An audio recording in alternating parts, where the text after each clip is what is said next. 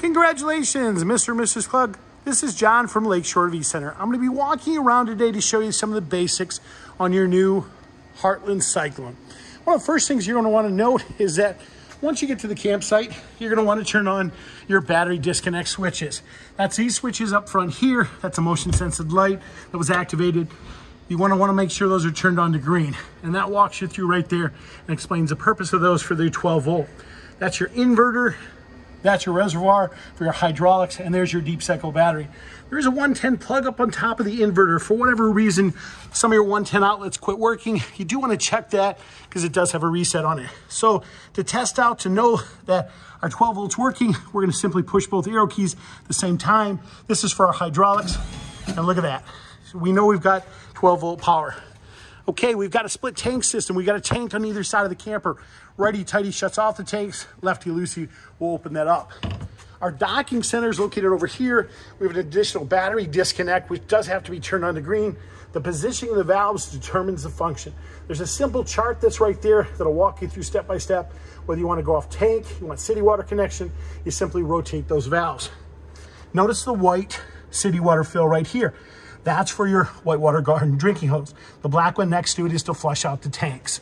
This is an additional light. To turn that on, simply push in the center if there's no switch. Your sewer hose, your electrical adapter, and then an additional pump switch, which is located right there to turn that on. Motion sensored lights for the interior of that as well. Hot water heater, there is a 7/8" plug that has been pulled to winterize the camper so nothing freezes and cracks. You simply reinstall that, which is also an anode rod. Your gate valves are located behind this door. That's your 3 inches your waist, your 1.5 inches is your gray. We've got low points throughout the camper. That's simply to drain the water lines. There's an additional one right there. And that's your discharge for your sewage and waste, which you, of course, use your garden hose. These are your axles. We have checked the lug nuts on your axles, but it is a good idea to recheck those after the first 250 miles as they can become loose. This is simply us checking your generator to make sure everything properly functions. Your discharge nozzle there for your fuel. Your back tank is your reserve tank. Your front tank is your generator tank. You have additional gate valves here and an additional rinse, and that's just simply for your back bathroom.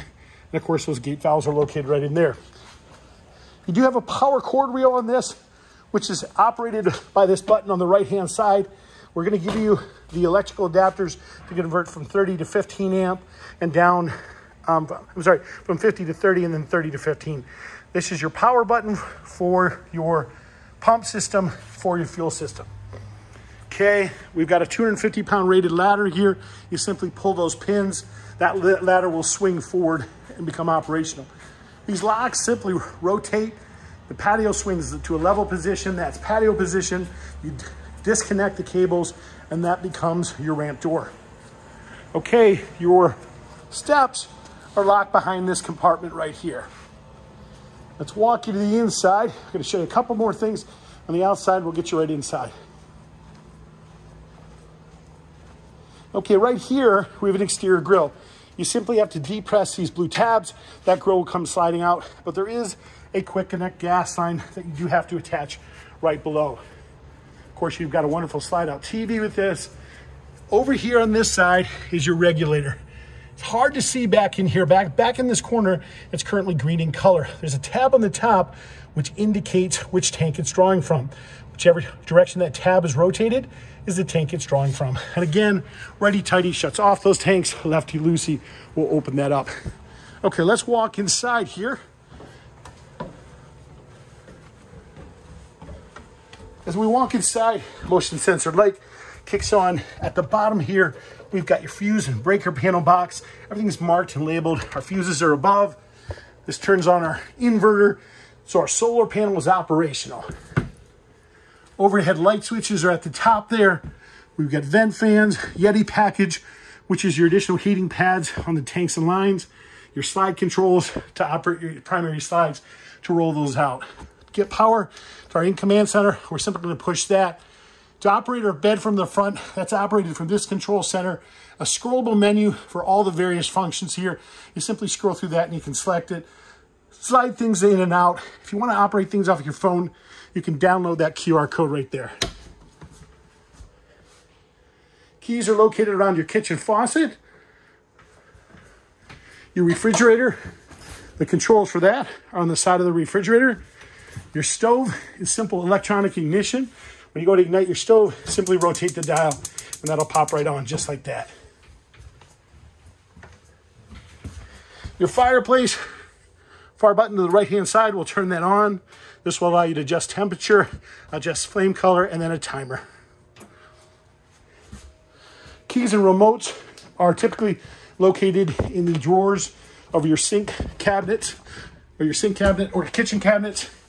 Very important to note, you have to have this bed up at an angle, which means this button here over in the far right-hand corner is used to angle the bed. It has to be angled for the slide out to come in.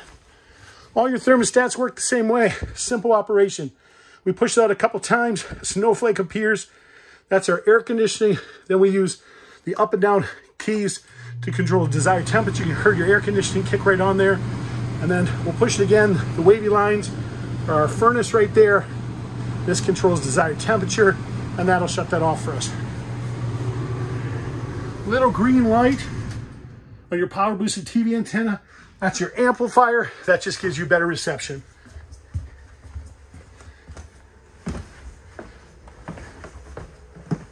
I'm gonna walk to the back here. What puts your bed down? Real simple controls, which are located right here. To keep the top bed up, you'll leave the pins in the top. You want the top bed to come down with the bottom bed. You simply pull those pins when the bottom bed is up. Your table is underneath your top cushions. And again, the thermostat to control your third air conditioner back here as well. And that's simply located right here in the wall. Your bathroom, your miscellaneous accessories, like your microwave plate and stuff, are all in that box. This is your ram air to allow fresh air into the camper. Simply squeeze and rotate. You guys, this is John from Lakeshore RV Center with just some of the basics on your new Cyclone 3714. If you do have additional questions, please don't hesitate to give me a call. You can always reach me at 231-740-6225. Thank you and have a great day.